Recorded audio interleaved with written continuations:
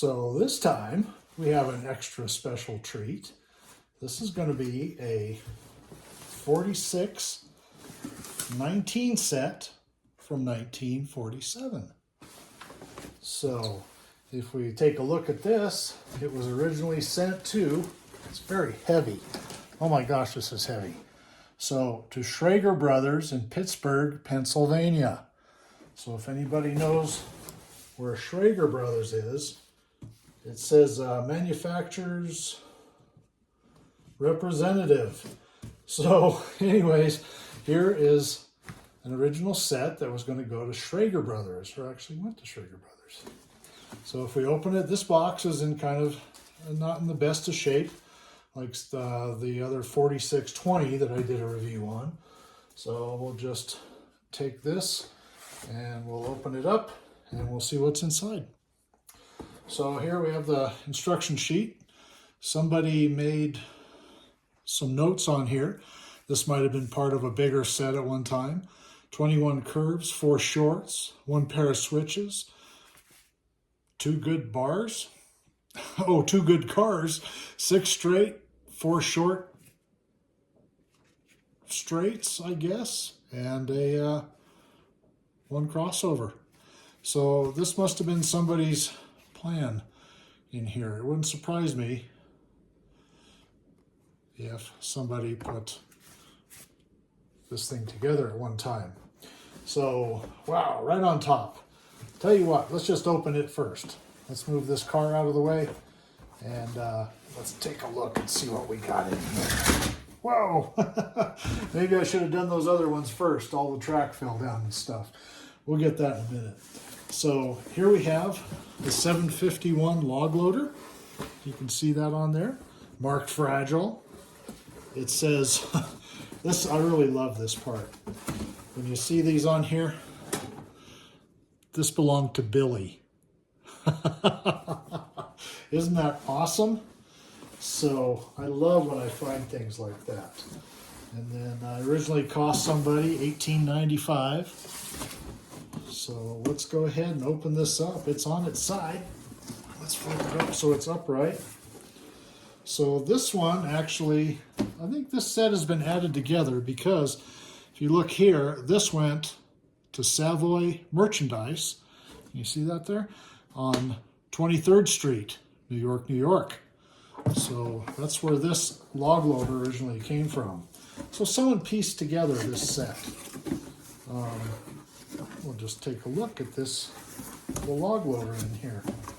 So here we go. Take a look in there. I can see already this is a black-based log loader. Let's go ahead and lift it out and take a look. Very heavy. It's being a little bit difficult, but I think I can get it. Let's go. There we go. Nothing else in there. One of the windows is in there. Let's just put that right there. Let's close up our box and move it over to the side. There's our missing window from right here. I don't know if we can see that or not. So, missing one window. We'll put it back down here. Has the 2-button old style horn from like 1947. Here's our motor inside. We're going to need to do some gluing with the little windows and things. But it looks like a really nice little log loader. It needs some cleaning. I think this one has been used. It has some a little bit of wear on where the trolley stops up here. But other than that, it looks like a decent operable log loader. So if you take a look underneath there, there's how it loads up. We'll leave that go right there. So that's how it throws the logs up. And if you look underneath, there's a solenoid back in there, if I can get it in there. And that's what activates the log loader into the boom, and then the boom runs up to the crane. What a neat log loader. It has a red plastic or Bakelite roof, which is kind of neat. And so that's our log loader from this set. So the 4619 came with a Penzi locomotive. That's what I hope we can find in here. And then this awesome log loader. So let's see what else we got in the box. Okay, now that our log loader is out of the way, let's see what else we got in the box. I had a little accident earlier. So this looks like it's going to be a number 632. I'm just going to take that off of there. And I can't quite make it out, but it says hopper car. So let's see what we have in here. So we have, this is later paper, of course. And if we take a look, it's Lehigh in New England. Definitely a used, definitely a used car. There's some yellow paint that's been scraped on here. It's a plastic car, so it's gray plastic. So if you notice, probably the only way you can tell these are early cars, or at least by 46 or 47, is when you look at the links, it's thick here. So if this is the full size, then that means that's a 1947, as long as the wheels have never been taken off. The 46s have a narrow shank on the bottom, and that's how you tell it's a 46. This one's been used. These early cars, they have screws that hold them in. So there's our 632 LNNE. It's actually not a bad car if the steps are all on it, but it's seen some action, which is cool. Billy probably got into that one. So we'll just set that aside and we'll see. So this will be our caboose. It has the original paper on it. Let's see what we have in here. So it's kind of an orangey colored redding. This one also is a 47. It has the thick shanks on there with no weights. It's been run a little bit. We're missing a step. So like I say, this one's seen some action. It has a story to tell. If we could ever find Billy, we could find out what happened to that probably. But for the time being, it's just been well used and probably spent some time out on a layout. So we'll set it aside for now. Here's our third car. This one is our 627 girder car. It feels like a metal flat car. It's just got the weight to it.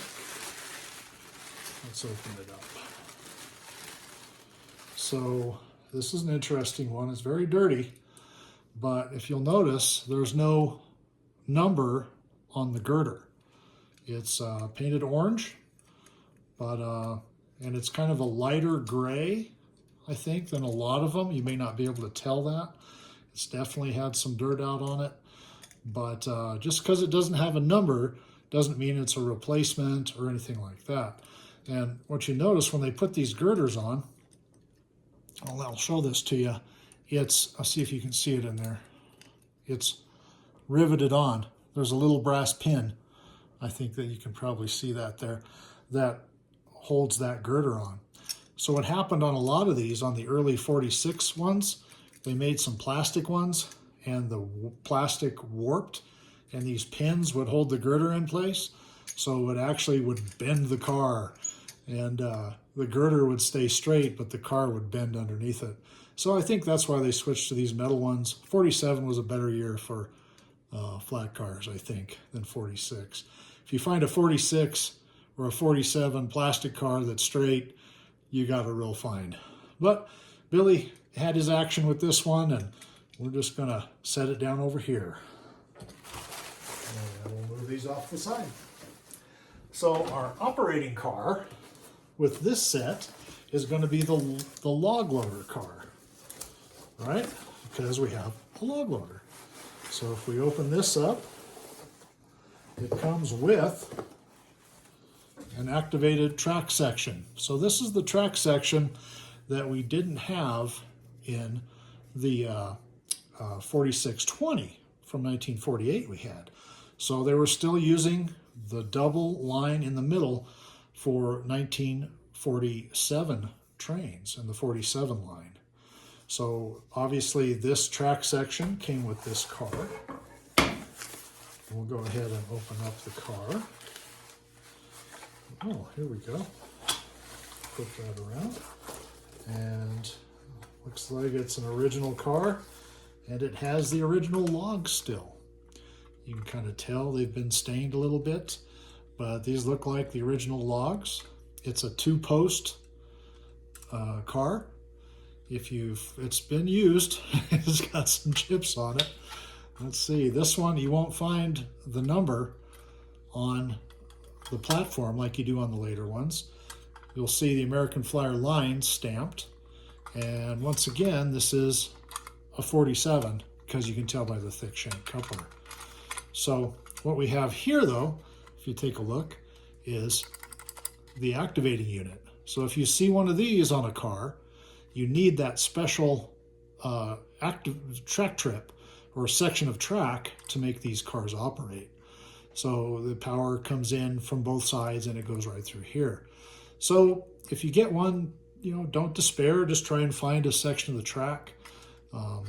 And so here's your solenoid, and what that does is it just retracts, and that's what dumps your logs. So if you look under here, it works all underneath. So that's pretty cool.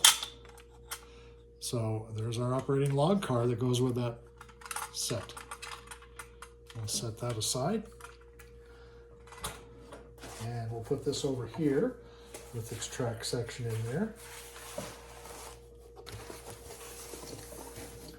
So now if we take a look inside, somebody had a lot of track with this one. There's probably more than what we usually come with it. This is the early style uncoupler. It has a solid block. You can see that on there. It was a 2-wire connection, and it was all built into the track. So it has a solenoid in here with a metal base and a plastic top. So it's not like the later ones where you can just attach it. You have to, actually use this section of track. So let's set that. I have 2 of those in here. So there's our second one. Set it right here. And then I have, this is interesting. I have a lot of track. So this must have been Billy's train set. He had a lot of track here. I don't see there is a crossover in there. So everything that was listed on the instruction manual is in here.